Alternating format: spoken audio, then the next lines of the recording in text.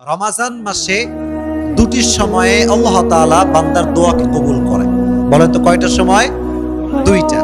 এই দুইটা সময় হচ্ছে এমন একটা সময় যে সময় বান্দার দোয়া করতে দেরি হয়, দোয়া কবুল হতে দেরি হয় না। সুবহানাল্লাহ পড়ে। এটা অনেক দামি একটা সময়।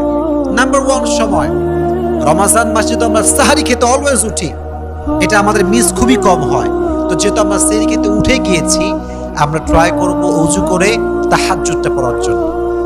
বেশি না, আপনি 2 রাকাত পড়েন বা 4 রাকাত পড়েন বা 6 রাকাত পড়েন, যা হয় কিন্তু পড়েন। রমাজান মাসে তাহাজ্জুদের যায় নামাজে যখন কেউ চায় রবের কাছে, আল্লাহ এইটা চাই, গাড়ি চাই, বাড়ি চাই, হেদায়াত চাই, এইটা চাই, ওইটা চাই, বান্দা চাইতে দেরি হয়, আল্লাহ কবুল করতে দেরি হয় না। মন খুলে পড়েন সুবহানাল্লাহ।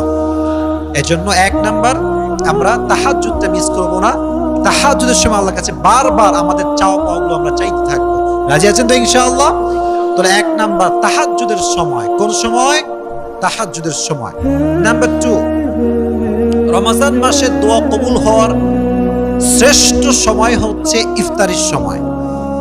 যখন আপনার সামনে আলুর চপ, বেগুনি, পেঁয়াজি, মুড়ি, ছোলা, বুট সব রাখা আছে, কিন্তু মানুষ খাচ্ছে না, খিদায় শেষ, ক্ষুধার যন্ত্রণা একদম প্রবল হয়ে গিয়েছে, তবুও খাচ্ছে না।